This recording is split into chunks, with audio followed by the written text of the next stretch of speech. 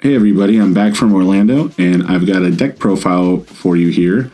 This is my Air Kaminari 1 list. I got top 16 in the regional, I got top 4 in a provisional with it, and it performed pretty much exactly the way I wanted it to all weekend. So let's get right into it.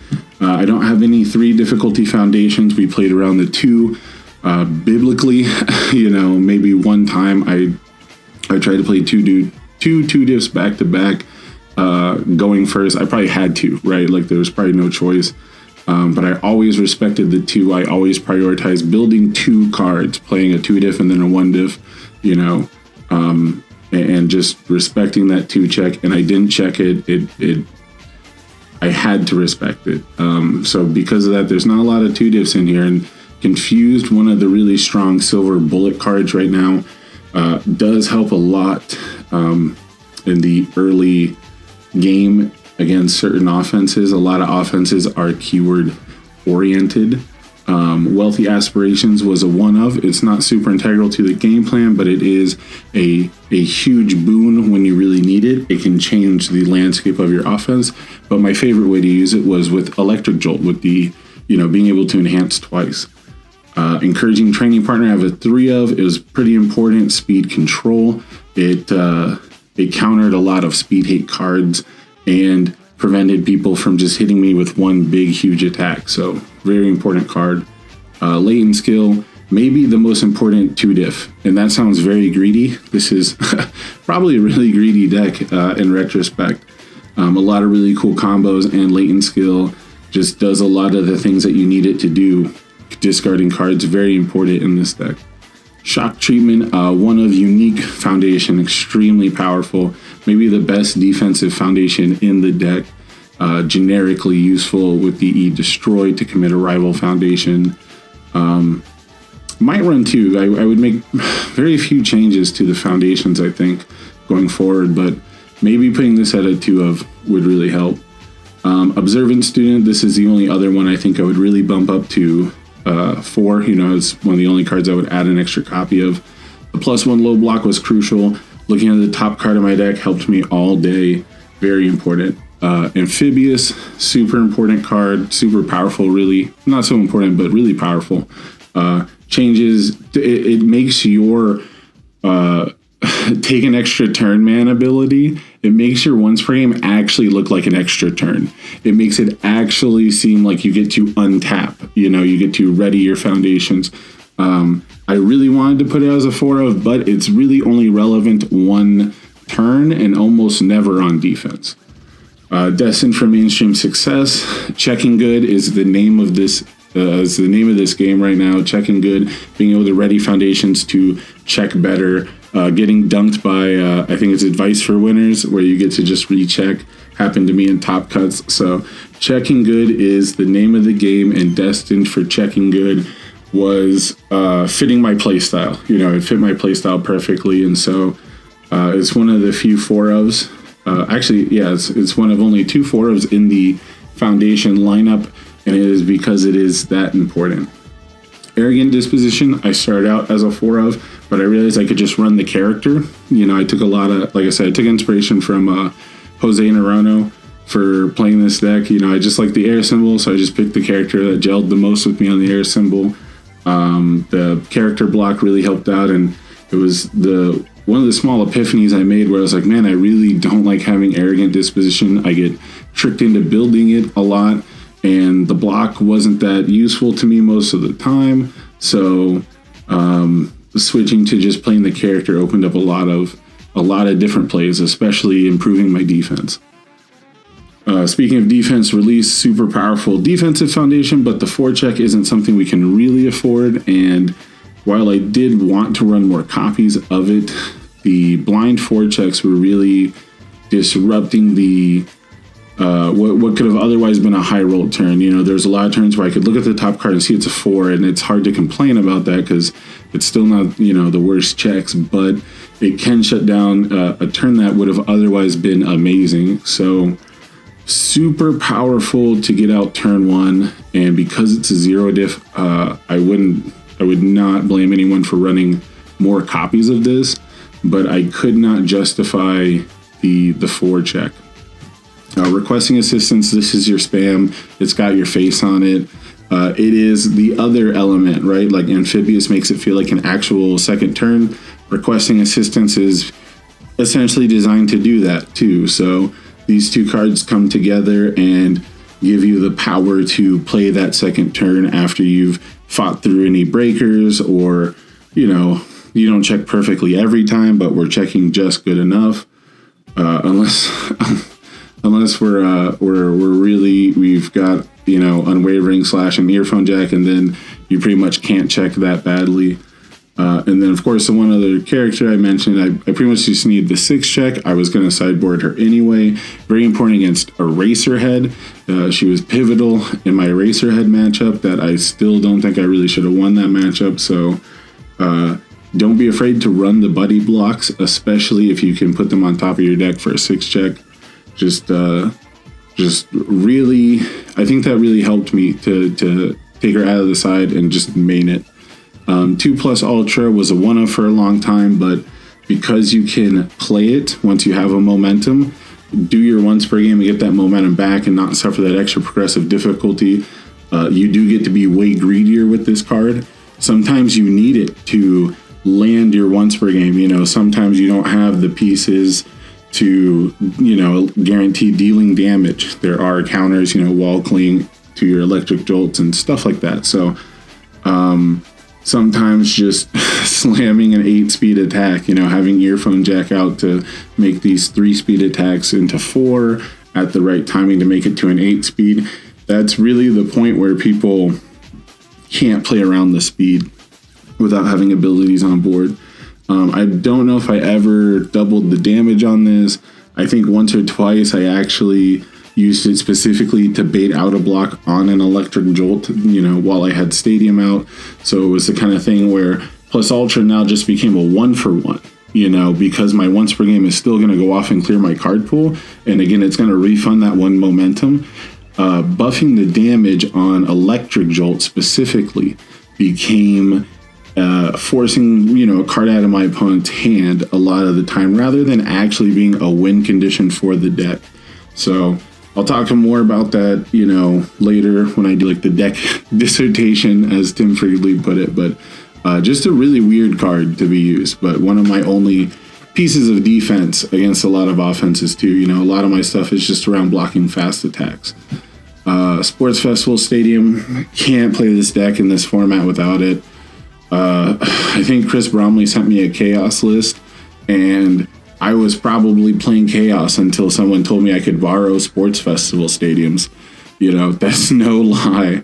You know, the epiphany that I had and was pretty much confirmed to me by Travis T, who got 2nd place in the regional. We were talking about how they had no sports festivals on their deck, I think main or side, and it was a little surprising to me too, but they had talked about never wanting to play it as a form, and I realized I never wanted to play it as a form either. I have unwavering slash, so I can like be greedy about that, and he just made the choice to not run it at all because he literally would not play it as a form, you know. So unless I absolutely had to, I never played this card as a form. I didn't necessarily always have unwavering slash to kill people, but I do have so much dig in this deck and so much draw power. You know, I can force people to block pummels if they get low, that it was not hard to have these things. But it's integral to the counterplay of this deck. This is what makes this deck interesting. Honestly, this is really what makes this deck interesting. It gives you specific interactions with Electric Jolt, where now it's almost like a throw. It's like a 4 damage throw, even if you completely block it. But it comes with the downside that if you partial block it, you now take extra damage, right? So just this deck, this card is very powerful, and I don't know if it should be touched, but it might become a who has a sports festival stadium just so that you can play your defense. You know, this deck doesn't have any breaker in it specifically, but I could definitely see people like putting frog lashing in and things like that, and being the only one who gets to breaker early in a turn could be really, really powerful. Earphone Jack is a 2 of +1 high block is essential. Putting speed on things is essential. Having both of these out feels like having a Summon Dark Shadow, in your stage, basically. And it is another card that readies foundations. When I was playing the deck, I would put foundations that were readied that turn, like on the other side of my assets. Like I would use them as a divider to keep track. Make sure you keep track of which foundations you have readied. It is integral to playing this deck. You do not want to run into a judge call. Luckily, I communicated with all my opponents. We were always on the same page. So I didn't have a judge call all day, I don't think. But definitely keep track of that. And don't be afraid to ready Amphibious. That's a lot of times the right call. It's really weird, but it's the right call. We have 3 copies of Unwavering Slash. This makes the 2 assets work. Draw a card, tutor your asset, ready a foundation. What more could you want? The powerful 2 was really important, making this really appealing to block, especially like starting up my second turn after I once per game and things like that. This would constantly be something where I'd start my turn by playing an Unwavering Slash once per game, and then the best card to play was another Unwavering Slash, and then using the powerful to bait out, start forcing blocks early into that turn before I play my actual kill condition. Super duper important. Speaking of the kill condition, it's not Indiscriminate Shock. I played this card only against, I think it was Kirishima 2. I had to play actually 9 attacks. It's actually the most insane turn I've ever played. I think I used 2+ Ultras or something. There was so many cards I had to draw.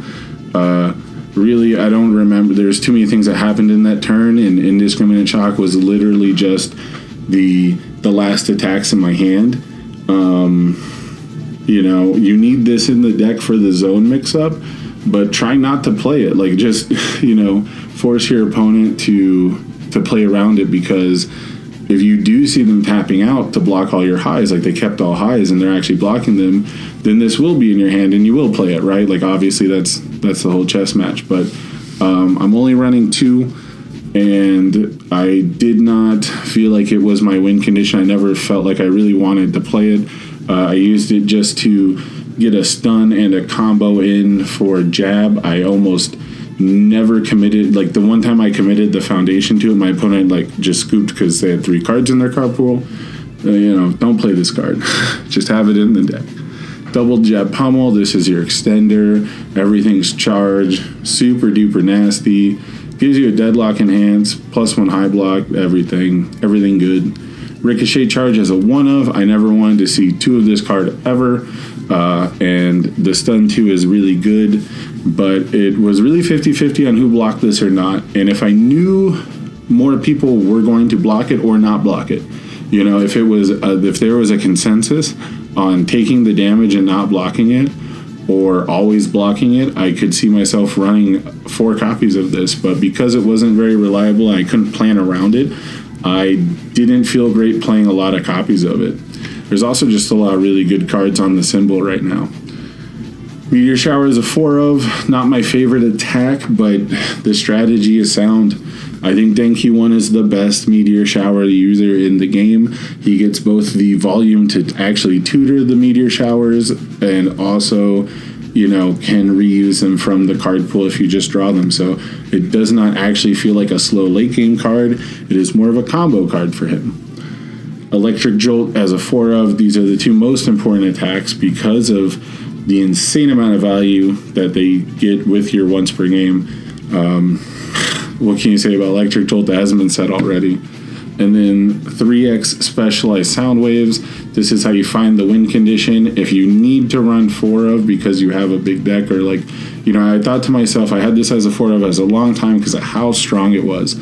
And I actually played a lot of other 2-checks. I tested with a lot of other 2-checks, and I just got so many games I could have won if I just checked a 3. So many games I really could have won if I wasn't checking a 2. It was very different. It was very weird to me. Normally when I check a 2, it feels much the same as checking a 3. My turn was probably over anyway. But because of all the foundation readying in the deck, there was so many times where it's like, if I just had this enhanced step, I could ready so many things. I could once per game and then use the earphone jack to ready requesting, and then if I check a 3, I would just commit Denki because they're probably tapped out anyway, and I could ready so many cards from that. So I only ran it as a 3 of because if I saw it and things weren't going very poorly, the game was over. This is the card that made it so I didn't have to play Indiscriminate Shock, because I could tutor up a double jab pummel and always get more extension. I always had overkill in my hand. By the end of the day, I was putting 2 5-checks on top of my deck to just play the other 2 attacks in my hand. Against Corey Aguilar, I had to put 2 attacks on top of his deck, like back to back, to try and beat him. It was very weird. So again, I'll talk more about that. This video is way too long still. I cannot do a deck profile video. I suck at it. Sideboard is home run comments are for Giro. Ultra compressed weights are for air decks trying to do the same scumbaggy things I do. Rebound sidekick to one more confused for most of the same reasons. Compressed weights is there. Wall Cling and Training with Gunhead. I didn't play against any throw decks, but I was ready for them. I'm pretty glad I didn't have to play against them. They never became relevant. But I would side out my 4 Meteor Showers if I played Giro, and usually side in the 2 home run comments and the 2 Training with Gunhead. And that's about the only thing it was relevant for, was just getting less appealing attacks out of my sideboard option. That's the deck profile, guys. Thank you for checking it out. Thank you for sticking with me for this long 15 minutes here. If you enjoyed the video, please give it a like. If you want to check me out when I live stream, go over to twitch.tv/Ace Maneuvers. I'm probably going to be doing some sappy travel vlog BS and some recaps of the weekend, and doing much more in-depth talking about the deck, because there's so much to say. I think that the things I learned playing this deck are really important to the success that I had over the weekend.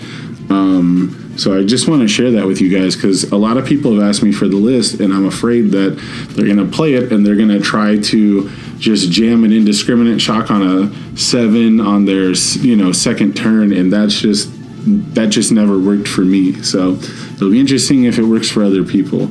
If you guys like the deck, let me know. If you've played this deck and had a good time, let me know. If you had a bad time, don't let me know, because it'll ruin my feelings for it. I really like this deck. I love the way it performed over the weekend. I got eliminated by the one matchup I knew I couldn't beat. I was literally ripping off Jose's buddy block BS. I thought it was funny to have like the Romeo Juliet in the main deck. So bars.